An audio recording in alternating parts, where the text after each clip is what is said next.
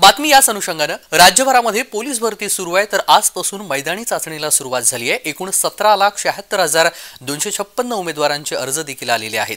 राज्यातील पोलीस भरती सुरू आहे। बुधवारपासून ही पोलीस भरती सुरू झालेली आहे। सुरुवातीला मैदानी चाचणी आणि नंतर शारीरिक चाचणी आणि नंतर लेखी परीक्षा होणार आहे।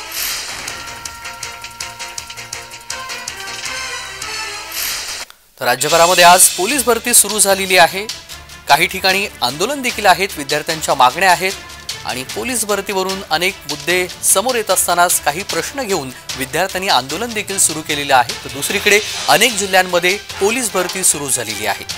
राज्यातील पोलीस भरती आज सुरू झालेली आहे। अनेक उमेदवारांचे अर्ज देखील पोहोचलेले आहेत। तर जवळपास 17,76,256 उमेदवारांचे अर्ज आलेले आहेत।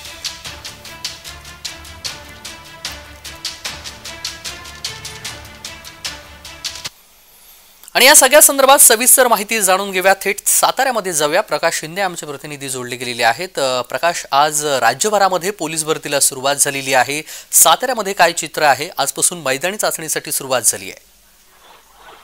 नक्कीच तेजस, आज साताऱ्यामध्ये पोलीस भरतीला सुरुवात झालेली असून सातारा जिल्ह्यामध्ये 235 जागांसाठी या ठिकाणी माझ्या पाठीमागे आपण पाहू शकता, या ठिकाणी भरती सुरू आहे आणि या भरतीमध्ये 13,330 विद्यार्थ्यांनी भाग घेतलेला असून यांची आता आजपासून शारीरिक चाचणी सुरू झालेली असून रोज 1000 ते 2000 उमेदवारांची या ठिकाणी चाचणी होणार आहे आणि यातून पुढील जे उमेदवार निवडले जाणार आहेत त्याच्यासाठी ते लेखी परीक्षेसाठी पुढे घेतले जाणार आहेत। त्याचबरोबर ही जी आता सध्या येथे